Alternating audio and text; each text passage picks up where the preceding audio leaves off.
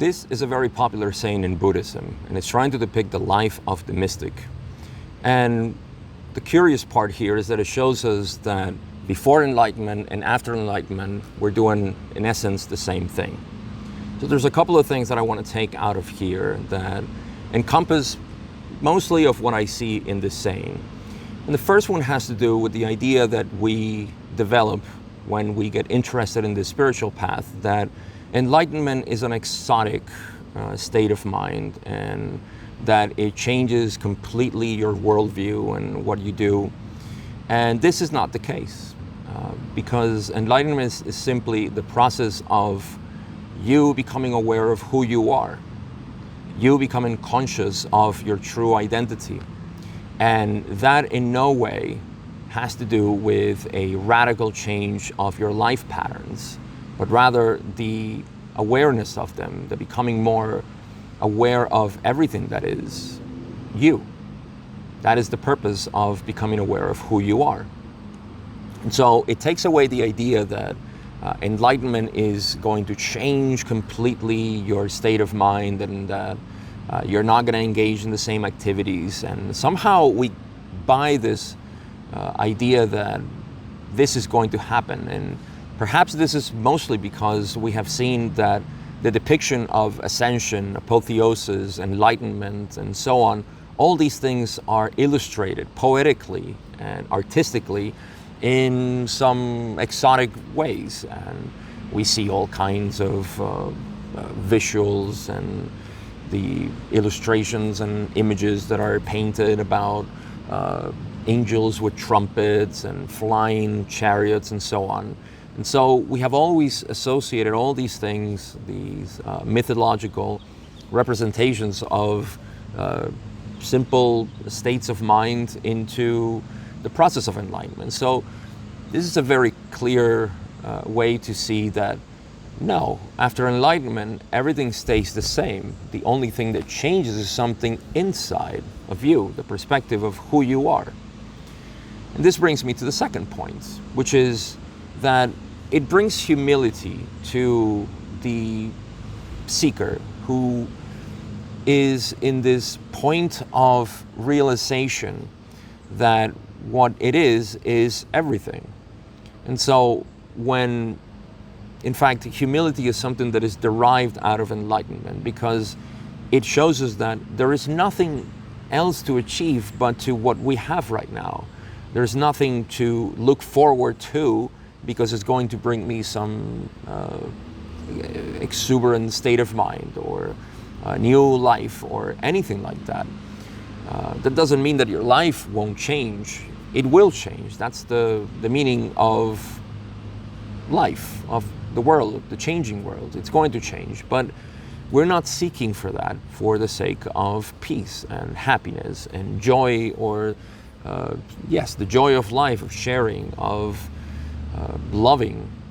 All of these things are inherent right now, and they're happening. So it brings you back to that point of, yes, everything that exists right now is your enlightened world.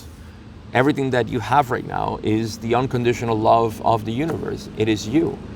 And so one of the things that obviously enlightenment occurs or happens to you through enlightenment is that which you thought you were dissolves. That which we call the ego or the separate self starts to dissolve, and then life is revealed as it has always been. You see, the only issue is that we have been seeing it from the wrong lens, from the lens of separation. And so through enlightenment, this is what happens.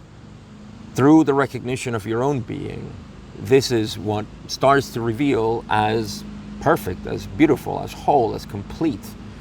And that has always been there.